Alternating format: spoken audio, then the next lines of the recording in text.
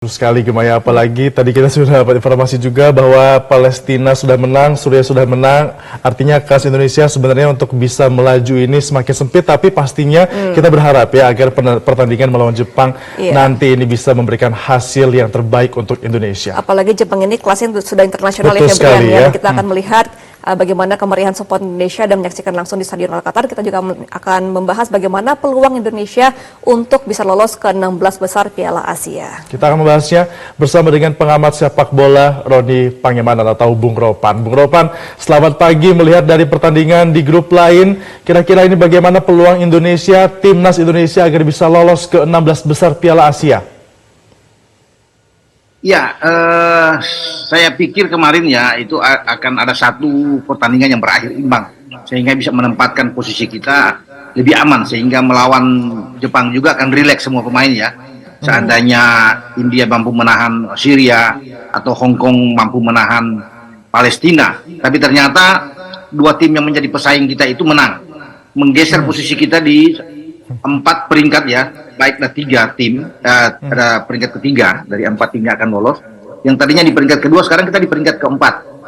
Agak berbahaya memang buat kita, karena nasib kita akan digantungkan dalam pertandingan laga antara Bahrain dan Jordania. Kemudian ada Oman dan Kyrgyzstan.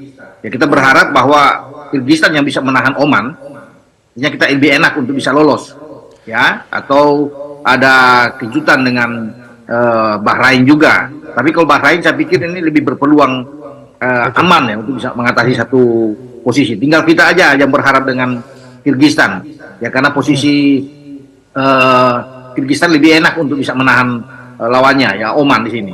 Tapi kita tidak perlu untuk berpikir juga ke sana, karena laga yang paling penting adalah melawan Jepang. Nah, Jepang ini tidak akan main-main melawan Indonesia. Sebenarnya imbang saja sudah cukup kalau bisa dari sini Jepang akan lolos sebagai runner up. Tapi akan berbahaya kalau kalah lawan Indonesia. Bisa aja mereka tersisi.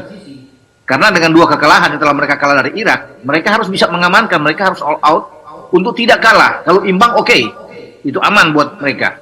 Tapi mereka tidak akan mengambil resiko itu. Karena kalah ini akan berbahaya, mereka ada di peringkat ketiga, kita akan langsung lolos bersama dengan Irak. Mereka bisa out, bisa tersingkir. Nah, mereka adalah tim terbaik di Asia kan, peringkat 17 FIFA dan difavoritkan untuk bisa menjadi juara. Makanya itu kita harus hati-hati, karena Jepang mengincar memang untuk bisa menang. Full point mereka akan dapatkan. Begitu, Mas. Artinya Bung Ropan, untuk bisa memastikan kita lolos di 16 besar, kita harus seri minimal atau menang, Bung Ropan? Menang memang aman. Walaupun itu agak sulit ya, karena kita secara kualitas kita memang di bawah Jepang. Ya, tetapi dalam sepak bola segala sesuatu kan bisa terjadi kejutan itu. Kita berharap sih bisa menang. Tapi kalaupun imbang, hitung-hitungannya kita imbang dengan 2-2 ini agak aman. Dengan berharap Bahrain itu bermain 0-0 dengan Jordania. Karena Jordania juga punya kepentingan. Kalau Jordania sampai kalah melawan Bahrain, mereka akan turun ke posisi ketiga. Dengan harapan Korea akan melawan Malaysia. Nah, ini akan membuat bahaya buat mereka. Posisi bagi Jordania, sehingga Jordania memilih paling tidak imbang dengan Bahrain. Nah, kalau imbang 1-1 atau imbang dengan 0-0 ini menguntungkan buat kita kalau kita bermain 2-2 dengan Jepang. Ya, kalau kita bisa menangkan ini fenomenal, ini sejarah kalau bisa menang. Walaupun memang agak Bung Ropan, Sintayong ini kan sudah dianggap pelatih kelas dunia ya, karena kan pernah melatih Korsel di Piala Dunia 2018 dan pernah memulangkan Jerman juga dengan skor 2-0 ketika mengalahkan Jerman di Piala Dunia. Nah, apakah dengan modal Sintayong ini kira-kira Indonesia punya peluang untuk melawan Jepang nantinya? Iya, ketika dia membawa Korsel untuk mengalahkan Jerman kan beda kan posisi itu. Karena kualitas Korsel kan bagus. Dengan Indonesia dengan Jepang ini agak berbeda memang. Kalau bisa melihat, Jepang itu membawa 26 pemain ke Piala Asia, cuma 6 pemain bermain di liga lokal. Sisanya semua bermain di Eropa. Dan nantinya kabar terakhir mereka akan memainkan pemain terbaik dari Brighton and Hove Albion yang bermain di Liga Premier Inggris, Kaoru Mitoma, yang tidak bermain melawan Vietnam dan Irak. Nah, mereka akan turun dengan kekuatan penuh. Kalau Mitoma ada, dia akan head to head langsung dengan Asnawi. Ya, jadi ini akan menjadi, saya pikir, satu pertaruhan besar bagi STY. Jepang akan melakukan pressing yang sangat tinggi. Mereka karena mereka ingin menang, mereka akan melakukan itu. Kita akan banyak bertahan untuk melakukan counter attack. Karena tugas bagi kita tidak kalah kan. Syukur-syukur kita bisa mencuri kemenangan. Walaupun banyak yang mengatakan bahwa ini seperti mimpi. Tetapi tetap punya peluang ada. Nah, tapi kita juga berharap bahwa kita bisa mendapatkan hasil positif melawan Jepang. Itu tadi kalau hasil positif yang paling realistis adalah kita bermain imbang ya dengan Jepang. Karena Jepang juga kan tidak mau kalah. Yang saya udah bilang tadi, kalau sampai kalah berbahaya buat mereka untuk out. Jadi yang agak memang sulit juga buat kita di sini karena kita main lebih dulu dibandingkan dengan Bahrain dan Jordania yang bermain besok. Jadi Bahrain dan Jordania atau Kyrgyzstan dan Oman atau Oman di sini akan banyak melihat pertandingan kita. Mereka bisa tahu apa yang akan mereka lakukan setelah Indonesia bermain melawan Jepang. Itu yang kalau pertandingan ini bermain serentak, ini rame, ya. Tapi sekarang mereka bisa mengintip hasil dari Indonesia yang bermain nanti jam 18.30 itu, gitu Mbak.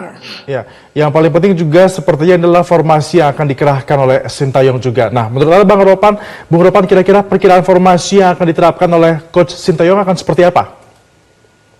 Jangan mengubah the winning team yang mereka dapatkan ketika menang 1-0 melawan Vietnam.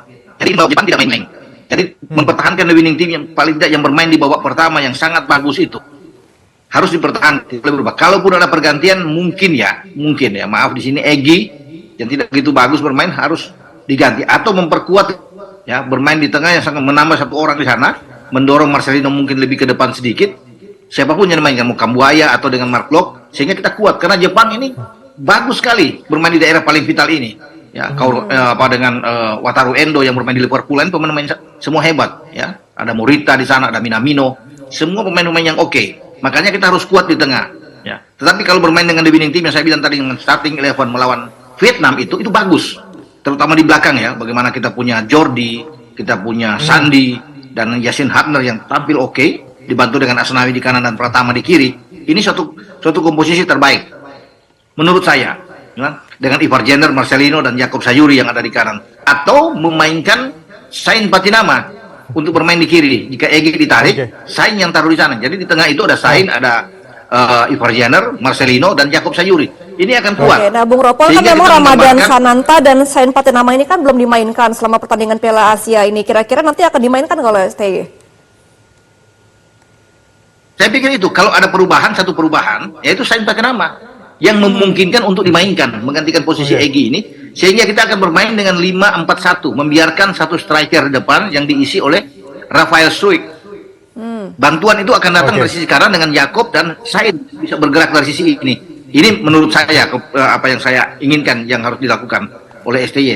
Tapi kan semua berbalik lagi ke STY. Dia sebagai orang yang paling tahu dengan keadaan tim terakhir apa yang akan dimainkan.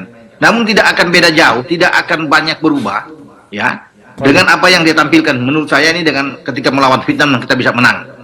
Ya. Dan saya yakin kalau ada satu pergantian mungkin Egy akan diganti dan Sain akan masuk. Namun sekarang kembali ke STY, gitu. Oke, Bung Ropan melihat peluang Indonesia sampai dengan sejauh ini, Anda melihatnya dari pertandingan nanti melawan Jepang kira-kira berapa skor yang akan tercipta? Ya saya berharap sih kita bermain imbang. Ya itu saya bilang, kalau kita menangkan sejarah besar, sebuah fenomenal yang luar biasa. Dan ini bahaya buat Jepang. Jepang tidak ingin kalah. Nah, kalau bicara soal skor yang realistis buat kita adalah kita bermain imbang dengan mereka. Ya, karena kalau dengan cara kita bermain untuk bertahan atau bermain lebih dalam, ini kan sulit untuk bisa menang dengan hanya mengandalkan serangan balik. Itu yang terjadi dalam pertandingan pertama kita melawan Irak. Di saat kita kalah dengan 3-1 lawan Irak, kan kita lebih banyak bertahan. Nah, dengan Vietnam kan berbeda. Kita yang pressing Vietnam, kita yang bermain terbuka dengan ofensif dengan mereka, sehingga kita bisa mendapatkan kemenangan. Kalau bermain dengan Jepang, bermain terbuka, kita bisa kalah. Karena itu tadi, kualitas Jepang yang sangat baik, ya, kalau bisa melihat di atas kita. Tapi ya, kita harus bisa mendapatkan hasil imbang itu kan sesuatu yang saya pikir wajar-wajar saja. Tapi perlu perjuangan, ya, mental kita harus kuat. Kemudian anak-anak harus disiplin, menjaga daerah, menjaga lawan, itu yang paling penting. Fighting spirit kita melawan Jepang, tidak ada yang tidak mungkin dalam sepak bola. Nah, itu kita berharap, tinggal tergantung kemauan dari anak-anak di lapangan. Kalau sekali lagi skor, saya pikir imbang suatu hal yang wajar. Itu. Baik, selain fisik, mental juga penting untuk melawan Jepang nanti dan kita harapkan semua semoga hasilnya paling tidak seri ya. Bung Ropan agar bisa masuk ke 16 besar. Terima kasih Bung Ropan selaku pengamat sepak bola. Selamat kembali beraktivitas Bung Ropan. Jelajahi cara baru mendapatkan informasi. Download Metro TV Extend sekarang.